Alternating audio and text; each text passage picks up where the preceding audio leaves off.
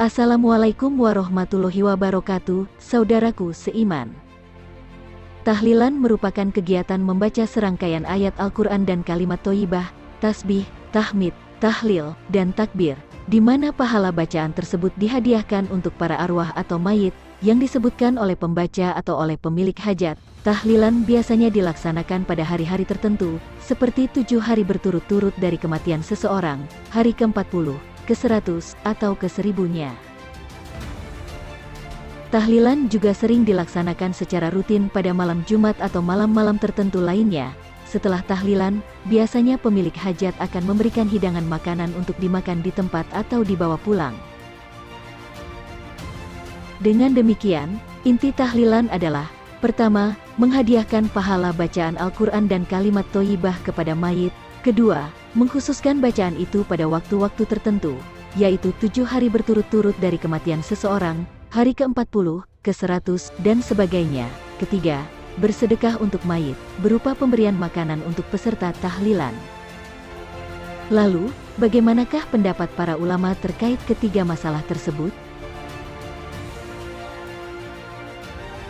Pertama, hukum menghadiahkan pahala bacaan Al-Quran dan kalimat thoyyibah kepada mayit. Para ulama berbeda pendapat tentang hukum menghadiahkan pahala bacaan Al-Quran dan kalimat thoyyibah kepada mayit. Menurut ulama mazhab Hanafi, sebagian ulama mazhab Maliki, ulama mazhab Syafi'i, dan ulama mazhab Hanbali menegaskan, menghadiahkan pahala bacaan Al-Quran serta kalimat thoyyibah kepada mayit hukumnya boleh, dan pahalanya sampai kepada si mayit. Syekh Az-Zailai dari mazhab Hanafi menyebutkan bahwa seseorang diperbolehkan menjadikan pahala amalnya untuk orang lain, menurut pendapat Ahlu Sunnah wal Jamaah, baik berupa sholat, puasa, haji, sedekah, bacaan Quran, zikir, atau sebagainya, berupa semua jenis amal baik, pahala itu sampai kepada mayit dan bermanfaat baginya. Sumber, Utsman bin Ali Az-Zailai, Tapinul Haqaiq Syarh Kanzud Daqaiq, Juz 5, halaman 131. Sedangkan Syekh Ad-Dasuki dari mazhab Maliki menyebutkan, jika seseorang membaca Al-Quran dan menghadiahkan pahala bacaannya kepada mayit, maka hal itu diperbolehkan, dan pahala bacaannya sampai kepada mayit. Sumber, Muhammad bin Ahmad bin Arafah Ad-Dasuki, Hasyiyatut Dasuki ala Syarhil Kabir, Juz 4, halaman 173.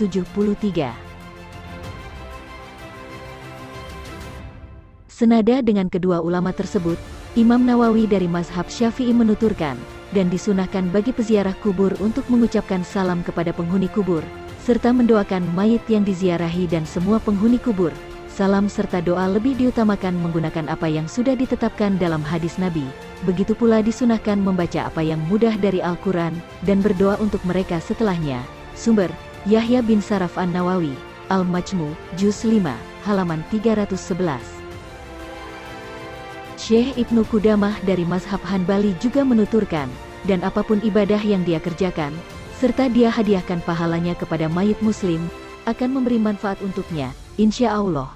Adapun doa, istighfar, sedekah, dan pelaksanaan kewajiban, maka saya tidak melihat adanya perbedaan pendapat akan kebolehannya. Sumber, Abdullah bin Ahmad bin Muhammad bin Qudamah, Al-Muqni, Juz 5, halaman 79. Di antara ulama yang membolehkan menghadiahkan pahala bacaan Al-Quran dan kalimat thoyyibah kepada mayit adalah Syekh Ibnu Taimiyah. Dalam kitab Majmu'ul Fatawa disebutkan, dan adapun bacaan, sedekah, dan sebagainya, berupa amal-amal kebaikan, maka tidak ada perselisihan di antara para ulama Ahlu Sunnah wal Jamaah, akan sampainya pahala ibadah harta, seperti sedekah dan pembebasan atau memerdekakan budak, sebagaimana sampai kepada mayit juga, pahala doa, istighfar, sholat jenazah, dan doa di samping kuburannya. Para ulama berbeda pendapat soal sampainya pahala amal jasmani, seperti puasa, sholat, dan bacaan. Menurut pendapat yang benar, semua amal itu sampai kepada mayit. Sumber, Ahmad bin Abdul Halim bin Taimiyah, Majmu'ul Fatawa, Juz 24, halaman 366.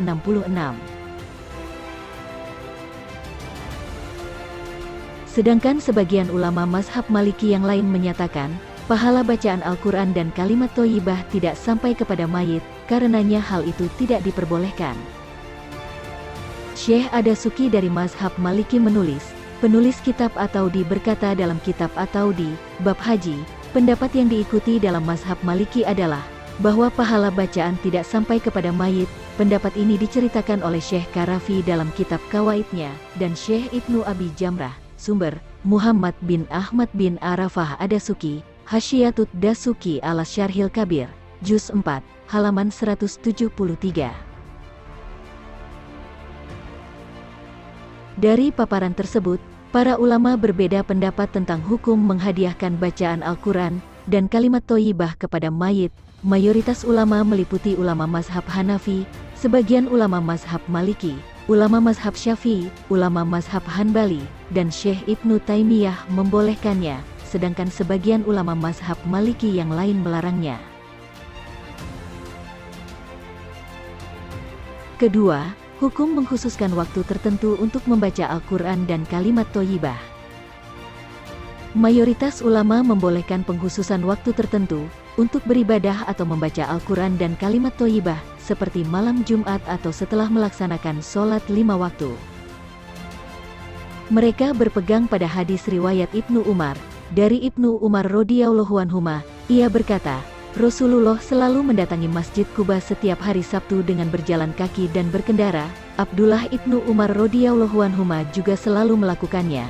Mengomentari hadis tersebut, Al-Hafiz Ibnu Hajar Al-Asqalani berkata, hadis ini menunjukkan kebolehan mengkhususkan sebagian hari atau sebagian waktu untuk melaksanakan amal saleh dan melanggengkannya. Sumber, Ahmad bin Ali bin Hajar Al-Asqalani, Fathul Bari, Juz 4, halaman 197.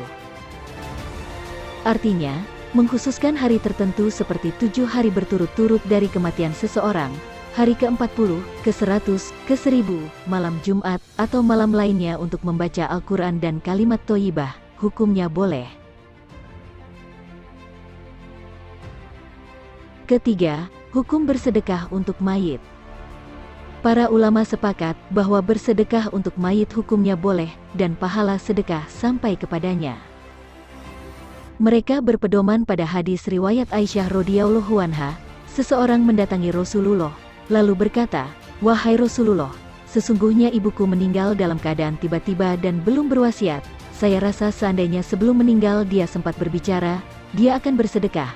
Apakah dia mendapatkan pahala jika saya bersedekah untuknya? Rasul bersabda, iya. Mengomentari hadis tersebut, Imam Nawawi berkata, hadis ini menjelaskan bahwa bersedekah untuk mayit bermanfaat, dan pahala sedekah sampai kepadanya. Para ulama bersepakat tentang sampainya pahala sedekah kepada mayit. Sumber, Yahya bin Saraf An-Nawawi, Sahih Muslim bi Syarhi An-Nawawi, Juz 7, halaman 90. Dengan demikian dapat disimpulkan, bahwa tahlilan diperbolehkan dalam Islam, sebab mayoritas ulama menegaskan kebolehan menghadiahkan pahala bacaan Al-Quran dan kalimat thoyyibah kepada mayit, sebagaimana mereka menyatakan kebolehan mengkhususkan waktu tertentu untuk membaca Al-Quran dan kalimat thoyyibah. Para ulama juga sepakat akan kebolehan bersedekah untuk mayit.